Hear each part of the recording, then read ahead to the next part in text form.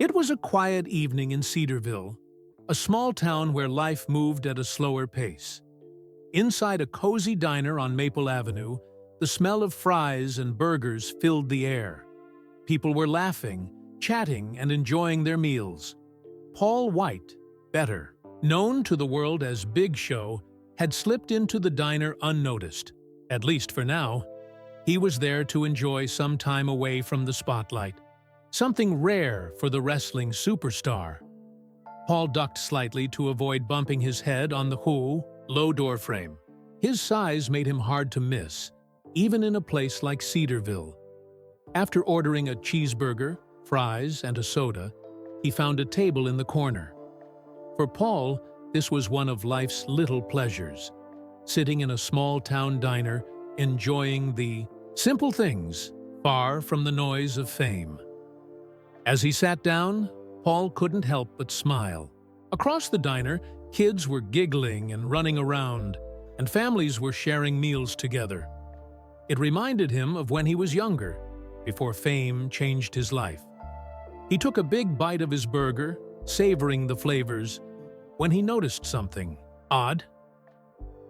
In a booth on the other side of the diner, a small boy caught Paul's attention. He was about 6 years old, with messy brown hair and wide, curious eyes. The boy was clutching a broken toy truck, its wheels dangling uselessly. He kept glancing at Paul, his small hands fidgeting with the toy. Paul smiled at the boy, nodding in a friendly way.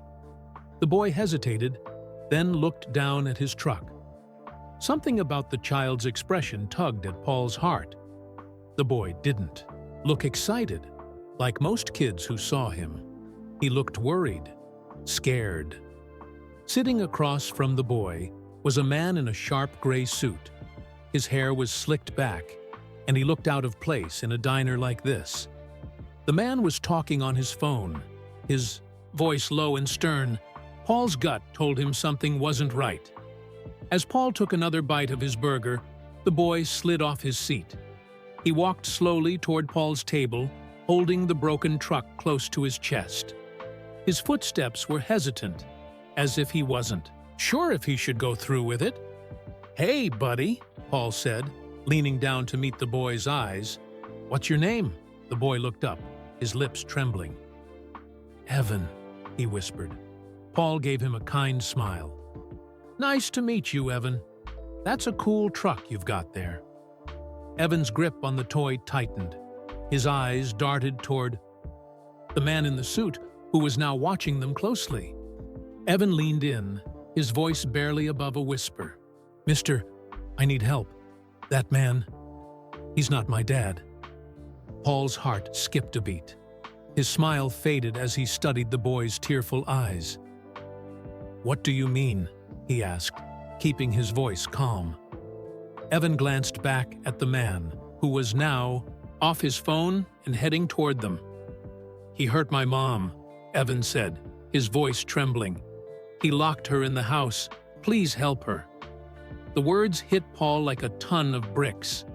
He straightened up as the man in the suit, who Evan had called Mr. Clay, arrived at the table. Clay forced a smile, but there was no warmth in it. "Sorry if my son bothered you," Clay said, his voice smooth but cold. "Evan, come back to the table." Paul didn't move. He stayed seated, his large frame a protective barrier between Evan and Clay. "He's fine right here," Paul said, his voice steady. "He just wanted to show me his truck." Clay's smile faltered. "We really should be going," he said sharply. Evan clutched Paul's arm, his small hands trembling. "Please don't let him take me," he whispered. Paul felt a wave of anger rise in his chest, but he kept calm. He looked up at Clay, his eyes narrowing. "If Evan doesn't want to go with you, he's staying right here." Clay's expression darkened. "You don't understand. This is a family matter.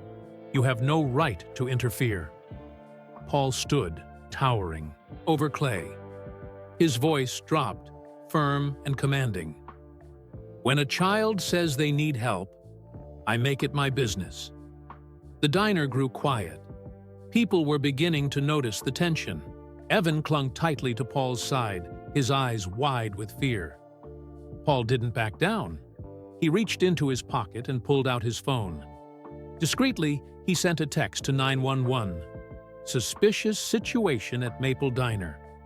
Child in danger. Please send help. Clay took a step back, his forced smile returning. There's no need for that, he said, his voice laced with false calm. I'm his legal guardian. This is a misunderstanding. Paul didn't flinch. Evan says you're not his dad, he replied. Why don't we let the police sort this out? Clay's composure cracked. You're making a mistake, he hissed. You have no idea who you're dealing with. Paul crossed his arms, his towering presence making Clay seem small. Neither do you, he said. The wail of sirens grew louder outside the diner. Clay's face tightened with anger, but he didn't move as two police officers entered the room. They were sharp-eyed and serious, their hands resting on their belts. Someone called about a child in danger? One of the officers asked, scanning the room. Paul nodded, his voice calm but firm. Evan here says this man isn't his father. He says his mom's in trouble. The officers turned to Clay, who quickly plastered on a fake smile. This is a misunderstanding, he said smoothly. Evan's, my nephew. He's just upset. Evan stepped out from behind Paul, his small voice trembling as he spoke. He's lying. My mom's hurt. He won't let me see her. The officers exchanged a glance before turning to Clay. We'll need you to come with us, one of them said. Let's sort this out downtown. Clay's smile vanished. He took a step toward Evan, but Paul moved in front of him, his massive frame blocking the way. That's enough, Paul said, his voice like thunder. Clay glared at him, his fists clenching. You'll regret this, he snarled. Paul didn't blink. Not as much as you will. The officers cuffed Clay and led him outside, his protests fading into the night. Paul knelt beside Evan, his large hand resting gently on the boy's shoulder. You're safe now, he said softly. Help is on the way. Tears streamed down Evan's face as he hugged Paul tightly. For the first time, he allowed himself to believe that everything might be okay. Evan clung to Paul like he was the only solid thing in a world that had crumbled around him. His small frame shook with sobs as he buried his face into Paul's side. Paul gently placed a massive hand on the boy's back, offering what comfort he could. You're brave, kid, Paul said softly. It's going to be okay. We're going to help your mom. The flashing lights of the police cars outside painted the diner in swirls of red and blue. Officer Martinez, a no-nonsense man with kind eyes, approached them. His partner, Officer Carter, stood by the door, speaking into his radio. Mr. White, Martinez said, his tone professional yet warm. Thanks for keeping the boy safe. We've got Mr. Clay in custody. Now we need to find out what's going on with his mother. Paul nodded, his jaw tightening. Evan says she's hurt. She's locked in their house. We need to get there now. Martinez crouched to Evan's level, his voice gentle. Evan, can you tell us where your house is? We'll go check on your mom and make sure she's okay. Evan hesitated, his fingers gripping Paul's shirt. He looked up at the big man, his eyes pleading for reassurance. Paul knelt beside him, his voice steady and calm. You can trust them, Evan. These officers are here to help, just like me. After a moment, Evan nodded and gave the address in a trembling voice. Carter relayed the information through his radio, calling for backup to meet them at the scene. Martinez placed a reassuring hand on Evan's shoulder. Good job, buddy. We'll get to your mom soon. Paul stood, his towering presence exuding calm strength. "I'm coming with you," he said firmly. Martinez hesitated. "Mr. White, I understand your concern, but this could be dangerous. We can't put you at risk." Paul crossed his arms, his expression unyielding. "That boy trusts me. If I stay with him, he'll feel safer. I won't get in the way, but I'm coming." Martinez exchanged a look with Carter, then nodded reluctantly. "All right, but stay behind us when we go in." Paul gently scooped Evan into his arms, the boy clinging to him tightly. "Let's go," Paul said, his voice low but resolute. The drive to Evan's house was tense. Paul sat in the back seat of the patrol car with Evan on his lap, the boy's broken toy truck still clutched in his hands. Outside, the quiet streets of Cedarville passed in a blur. Paul's mind raced with possibilities, each worse than the last. He didn't know what they'd find when they arrived, but he knew one thing. Evan and his mother, Sarah, needed help, and he wasn't about to back down. As the car approached the address Evan had given, Paul's stomach twisted. The house was dark, the front door slightly ajar. A sinking sense of dread settled over him. Martinez parked the car and turned to Paul. "Stay here with Evan. We'll check it out first." Paul nodded, though every fiber of his being wanted to charge inside and make sure Sarah was safe. He looked down at Evan, who was staring at the house with wide, fearful eyes.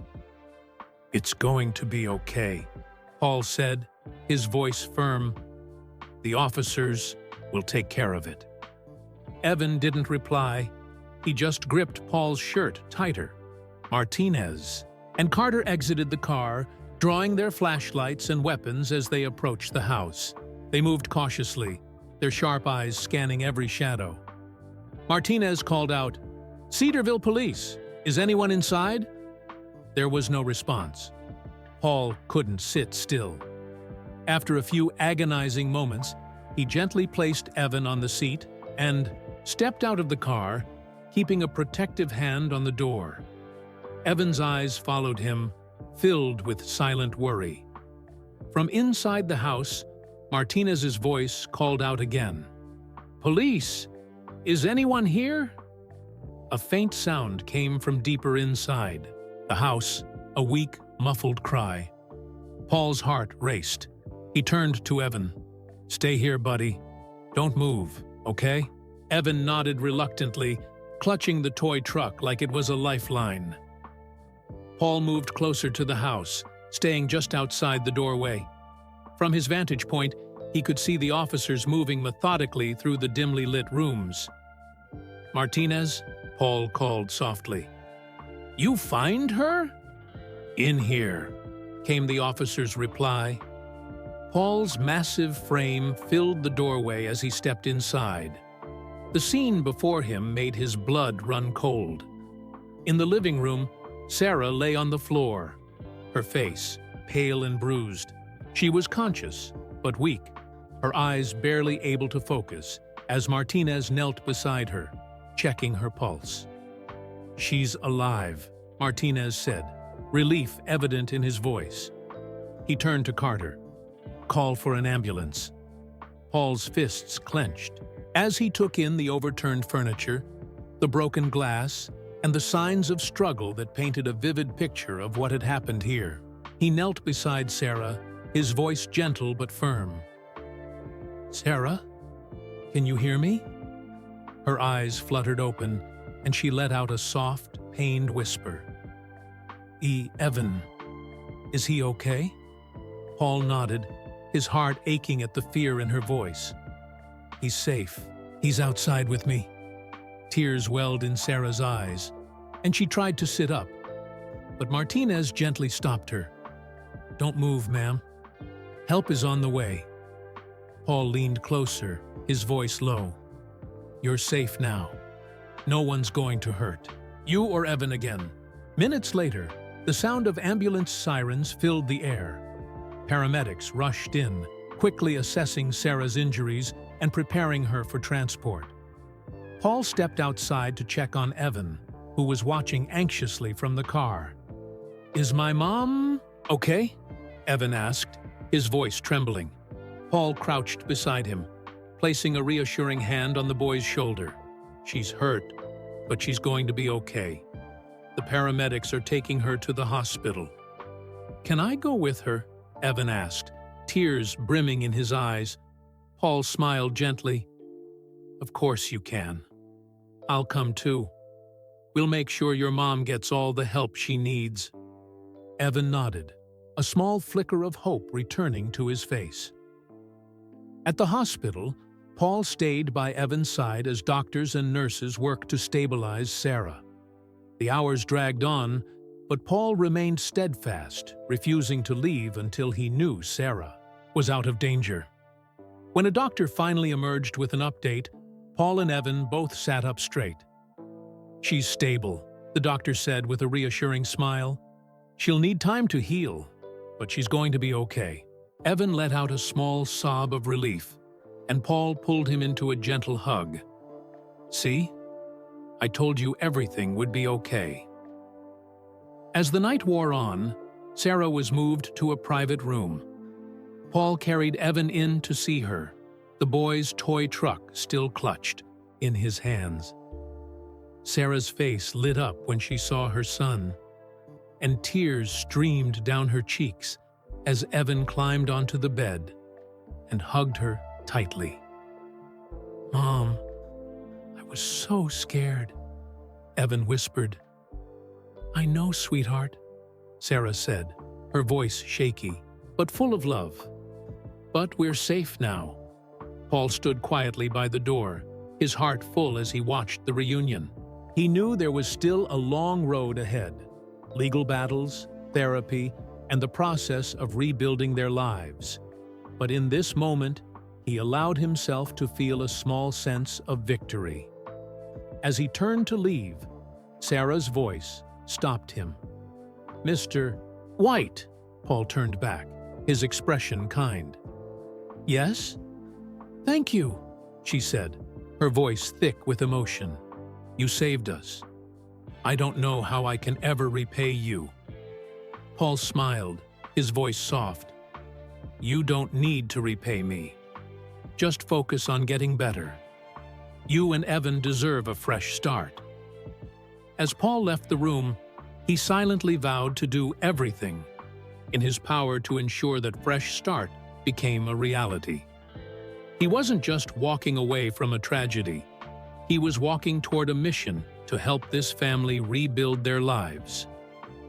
Paul stepped into the cool night air outside the hospital, his mind racing with everything that had happened in the last few hours.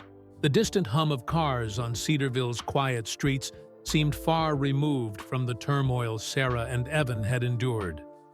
He looked back at the hospital doors, where the family he had just helped was beginning a long journey toward healing. But Paul knew this wasn't over. Not by a long shot. Mr. Clay, the man who had hurt Sarah and tried to take Evan, was in custody, but justice wasn't guaranteed.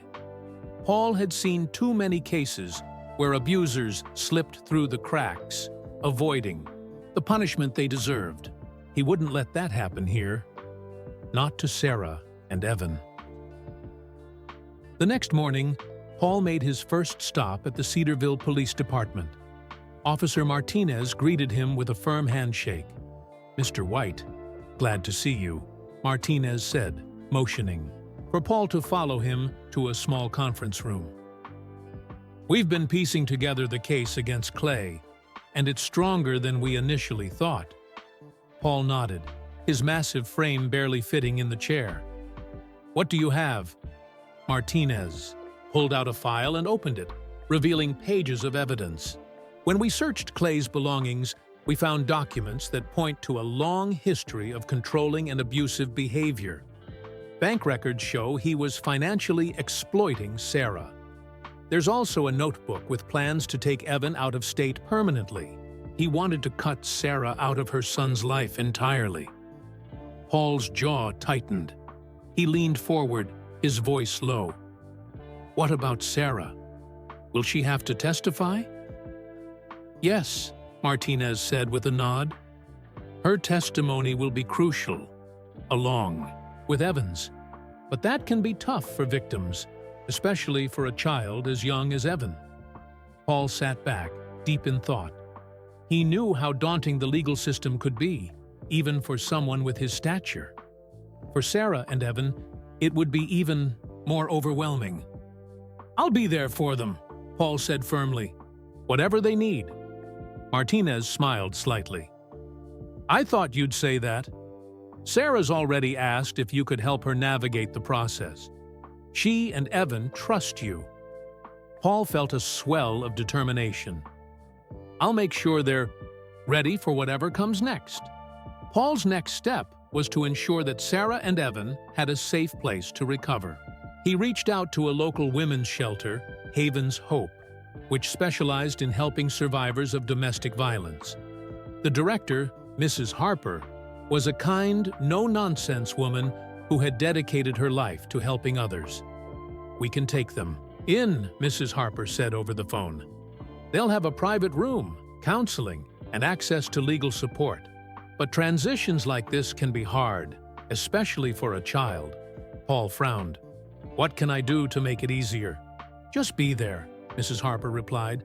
You've already done so much by stepping in. Continue being a stable presence for them. Paul arranged for Sarah and Evan to move into Haven's Hope as soon as Sarah was discharged from the hospital. When he visited them to explain the plan, Sarah looked hesitant. A shelter? She asked, her voice trembling. I've heard they can be crowded, not safe. Paul crouched beside her bed, his expression serious but gentle. This one is different, Sarah. It's secure, and they'll help you with everything. Counseling, finding a job, even legal support. You and Evan need a place to heal. Sarah looked down at her hands. I don't want Evan to feel like we've lost everything. Paul reached out and covered her hand with his. You haven't lost everything. You still have each other. That's the most important thing. This is just the first step toward building something better. Evan, sitting quietly by his mother's side, looked up at Paul. Will you come visit us? He asked, his voice small. Paul smiled warmly. I'll be there as much as you want, buddy. A few days later, Paul personally drove Sarah and Evan to Haven's Hope. The shelter was tucked away in a quiet part of town, surrounded by tall trees that gave it a sense of peace and privacy. Sarah's face softened as she stepped out of the car and saw the cheerful building with its colorful flower beds and welcoming front porch. Inside, Mrs. Harper greeted them warmly. Sarah, Evan, welcome. We're here to help you with whatever you need. Evan clung to Paul as they toured the shelter, his wide eyes taking in the playroom, the small library, and the cozy family quarters. It's nice, he said quietly. It's more than nice, Paul replied with a grin. It's a fresh start. With Sarah and Evan settling into the shelter, Paul shifted his focus to the legal battle ahead. He worked closely with the shelter's legal team, offering to cover any costs they couldn't manage. He also connected with a lawyer he trusted, Angela Price, who specialized in family law. Clay's case is solid, Angela said during a meeting at her office. But we need to prepare Sarah and Evan for the trial. They'll have to recount what happened. And that won't be easy. Paul leaned forward, his large hands resting on the desk. I'll help them through it. What do we need to do? Angela smiled, impressed by his commitment. Just keep doing what you're doing. They trust you. And that's half the battle. Paul spent hours helping Sarah and Evan practice for their testimony. He sat with Sarah as she recounted her experiences, offering words of encouragement when she faltered. He played games with Evan to help him feel more comfortable speaking about his memories. Slowly, their confidence grew. The courtroom was packed on the day of Clay's trial. Paul sat beside Sarah and Evan, his presence a wall of support. Sarah trembled as she took the stand, but when she looked out at the crowd and saw Paul's reassuring nod, she found her strength. She spoke bravely about the abuse she had endured, the fear she had felt, and the courage it had taken to protect her son. Evan's testimony was equally powerful, his small voice echoing through the room as he described what Clay had done. When the verdict came, it was a resounding victory. Guilty on all counts. Clay was sentenced to a long prison term, ensuring he could never hurt Sarah or Evan again. In the weeks that followed, Sarah and Evan began to rebuild their lives. With Paul's help, Sarah found a job at a local library, where her love for books and quiet spaces helped her thrive. Evan enrolled in school and quickly made friends, his laughter filling the air once more. Paul continued to visit them regularly, bringing new books for Sarah and basketballs for Evan. One day, as they played in the shelter's yard, Evan looked up at Paul with a wide grin. "Uncle Paul, do you think I could be as big as you someday?" he asked. Paul laughed, lifting the boy onto his shoulders. "You're already bigger than me where it counts, kid. You've got the biggest heart I've ever seen." Inspired by Sarah and Evan's journey, Paul launched a foundation called Strong Families, dedicated to helping survivors of domestic violence. The foundation provided shelters, counseling, and legal aid to families in need. Paul used his platform to raise awareness, sharing Sarah and Evan's story as an example of resilience and hope. As the foundation grew, so did its impact. Families across the country found safety and support, all thanks to one boy's courage and a man who refused to look the other way. Years later, Evan stood on a stage at his high school graduation, his family cheering from the crowd. Paul sat beside Sarah, his heart swelling with pride, as the boy he had once shielded from harm now stood tall and confident. As Evan accepted his diploma, he looked out at the crowd and found Paul's face. He raised his hand in a small wave, a gesture of gratitude that spoke louder than words. Paul waved back, knowing that their journey together had only just begun. They had faced the darkness and come out stronger, proving that with courage, kindness, and unwavering support, even the hardest battles could be won. If you were moved by this inspiring story of courage, resilience, and hope, don't forget to like this video and subscribe to our channel for more heartwarming stories that remind us of the power of kindness. Your support helps us share these important messages with the world.